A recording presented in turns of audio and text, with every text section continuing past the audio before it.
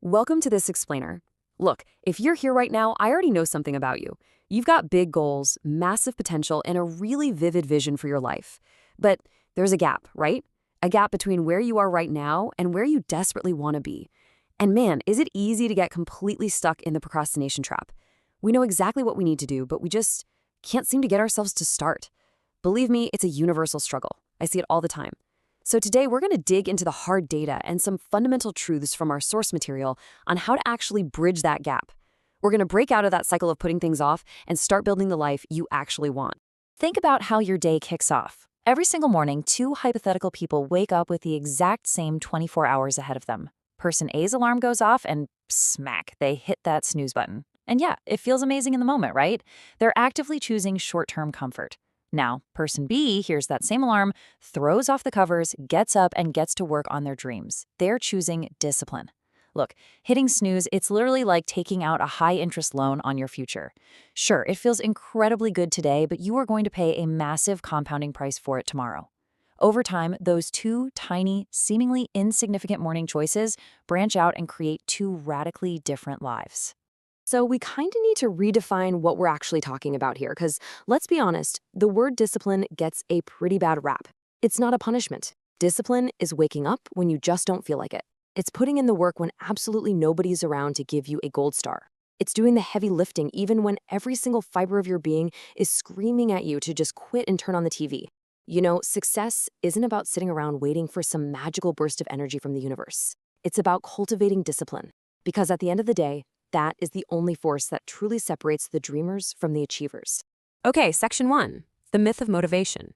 Why waiting for the perfect mood is a complete trap. Let's dive right in and deconstruct the biggest illusion that's keeping you stuck on the couch. Here it is. Action comes first, not motivation. I really want you to let that sink in for a second because it completely flips everything we've been taught upside down. Most folks are just sitting around waiting for motivation to strike them like a lightning bolt. We wait for the perfect mood, the perfect time, the perfect stress-free window. But listen, successful people absolutely do not wait for the perfect mood to get to work. They know motivation is a fickle friend. It comes and goes. It depends on how much sleep you got, what the weather's doing, or, what you had for breakfast. Action has to come first. The motivation actually follows the action, not the other way around. When we look at the archetypes of consistency in the data, a super clear pattern pops up. Think about it. A pro athlete doesn't train only when they feel perfectly motivated. They hit the gym whether they're sore, exhausted, or just completely unbothered. A successful entrepreneur doesn't just work when a brilliant flash of inspiration hits. They grind through those boring, tedious spreadsheets because, well, the business literally requires it. A top student opens the textbook even when they are completely drained. What do all these examples show us? Top performers show up every single day, period. Because feelings change minute to minute, but commitment remains. Your discipline simply has to be stronger than your temporary feelings. Moving on to section 2, escaping the comfort trap, where dreams go to die. Look, it is a completely natural human instinct to seek out comfort. Our brains are literally hardwired through millions of years of evolution to keep us safe, warm, and unchallenged. But while comfort feels safe, it's a trap. The reality, the life you actually want, exists on the exact opposite side of that discomfort. Take a breath and really think about that. Every single achievement requires effort and friction. Every success story you've ever heard contains moments, probably hundreds of them, where someone actively chose growth over the comfort trap. It's that extra hour of studying when your friends went out. It's the early morning workout when your bed was just incredibly warm. It's having that tough conversation you've been actively avoiding for weeks. We have to willingly step into the uncomfortable. Which brings us to section 3, the blueprint for growth. Small actions, big results. So how do we actually start building momentum today? We stop staring at the massive mountain in front of us and we just look at the very next step. People drastically underestimate the power of small actions, mostly because society tells us success has to be an overnight thing. It isn't. It's one workout at a time, one page at a time, one single decision at a time. There's this incredible story in the research about an aspiring author who was completely paralyzed by the sheer size of her book project. She literally couldn't write a word. The turning point? She committed to writing just one single paragraph a day. That's it. That tiny, incredibly manageable daily action completely shattered her procrastination. One paragraph turned into 2, which turned into a chapter, which eventually became a published book. Real, lasting success is built slowly. This whole process is all about compounding. On day one, a single action seems totally pointless. Doing 10 push-ups today isn't going to make anyone instantly fit, right?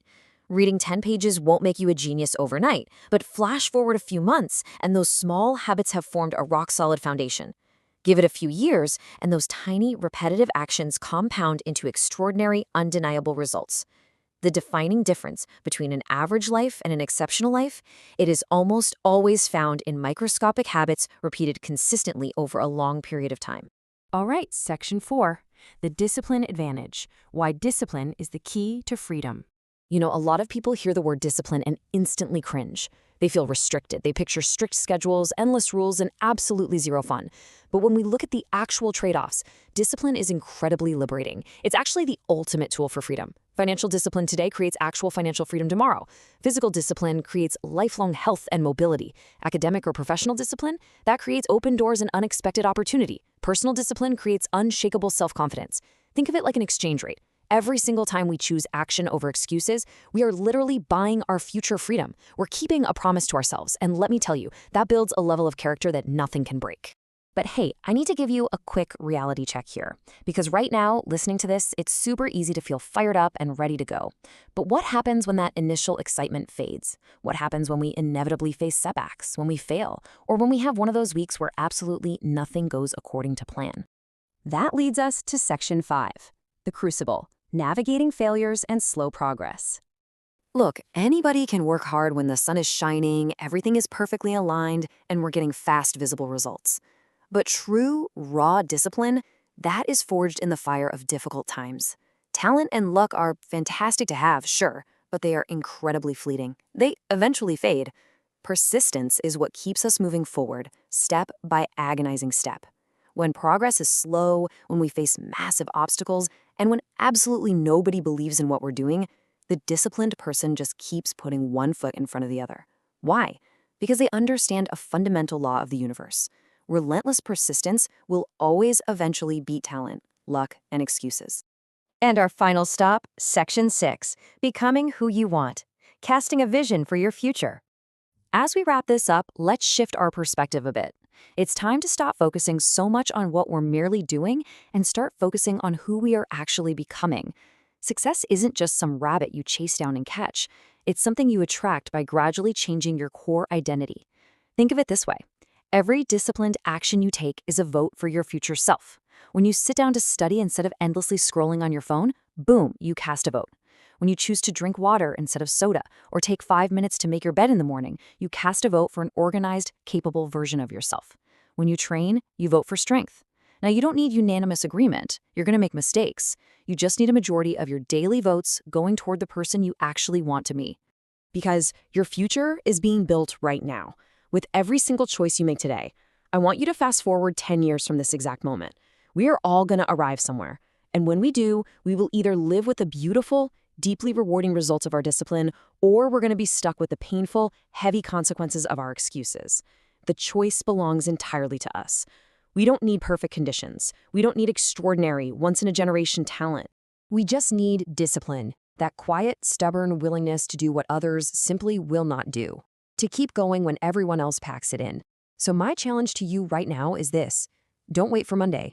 Don't wait for the first of the month or the new year. Start today. Start right now. What is the one small, simple vote you can cast today to become the person your future self will thank? Go cast that vote. Thanks for joining me on this Explain